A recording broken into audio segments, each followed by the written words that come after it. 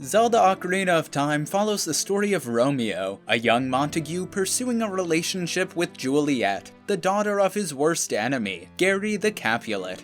The game begins the same way as any other, with our hero waking up in his moldy apartment bedroom. After leaving the house, we're greeted by our childhood friend Sarah, eagerly waving at us for our attention.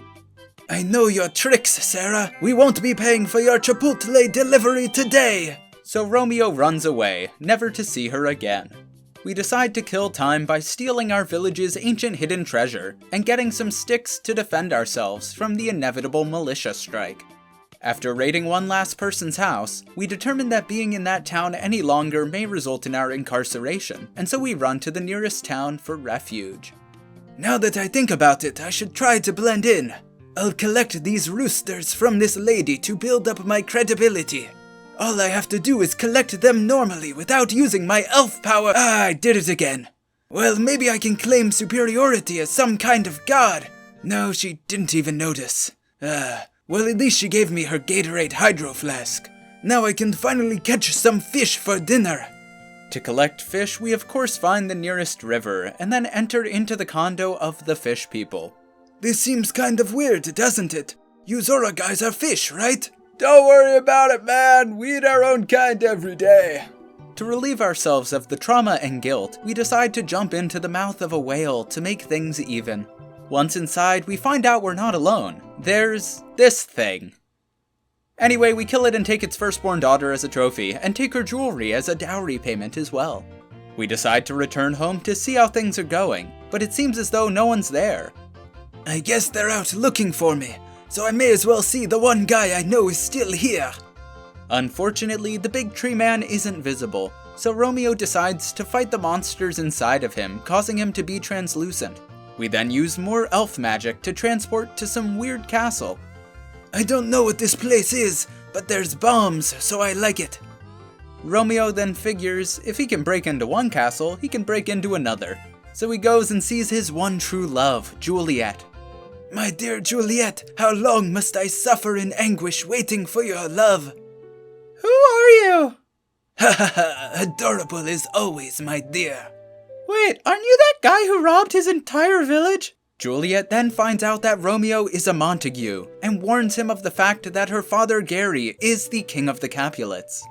I don't know why you're here, but you need to leave. Like, now. You're actually gonna die. If not by my dad, hopefully my guards. Ha ha ha, playing hard to get, my dear Juliet. Well, they can't kill me if I kill myself first! We then wake up after an indeterminable amount of time in a mystical blue land. Not really sure what's going on, to be honest. Whoa, dying is nothing like I'd imagined. Whoa, who are you? I am God. You died, and for a really stupid reason at that. I couldn't let them get the win. That'd be lame. You know what, just leave. Heaven's too good for you. And with that, God gives us a moldy Oreo and revives us from our coma. Unfortunately, we're still several years older, so we're forced to accept our newfound adult body. A magical ninja then appears before us.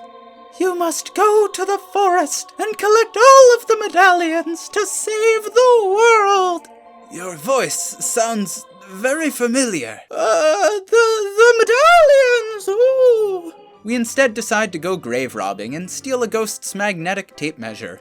As punishment though, Romeo must face off against a gauntlet of monsters. He first defeats the ghost's elementary school music teacher, and then his pet lizard. After this slaughter, Romeo finally gets arrested for homicide, theft, breaking and entering, and jaywalking without a permit. However, he manages to use the magnetic tape measure to break out of jail and hide away in the desert. Unfortunately, we quickly realize that the desert has nothing of interest, as it is a desert. So we turn around and return back to where we woke up after our coma, forgetting that the ninja is still there. Hey, why haven't you gotten the medallion? What do you mean? You never even showed me what it looked like. Okay, whatever. Anyway, I've got a secret to tell you. I'm actually Juliet! Oh wow, never would have guessed that one.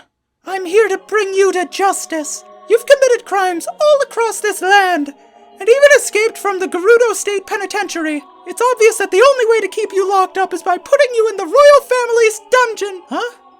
did you just feel that? Juliet, are you sneaking around with a boy? And that criminal Montague, no less. No, Dad, I was just gonna turn him in. Enough of your lies. We can talk about this with your mother when we get home. Dad! After uncomfortably watching this family argument, Romeo decides that the best way to resolve things is to go to Juliet's dad himself, and kill him so that he will have no way to argue back. We then take him through Gary's castle and find him in his bedroom. I've been practicing this song for a really long time. I'm a big fan of Vanessa Carlton. What do you think? I think you need more sustain pedal. No one criticizes my musical skills but me! They then began their epic brawl that would last as long as it took for Romeo to stab Gary multiple times in the spleen. You've bested me, but I refuse to go down alone. This is to go even further beyond! Sorry, my dad's always been a bit of a weeb, but still kinda messed up of you to stab him like that, not gonna lie.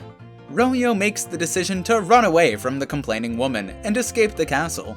On the way out, however, we find Gary's wife Karen, who is very upset that we killed her husband and destroyed her home. Romeo decides to finish off the final royal in the land, so he can finally claim the title of king, pardon himself of all of his heinous crimes, and take Princess Juliet as his wife. And thus ends the story of Zelda Ocarina of Time.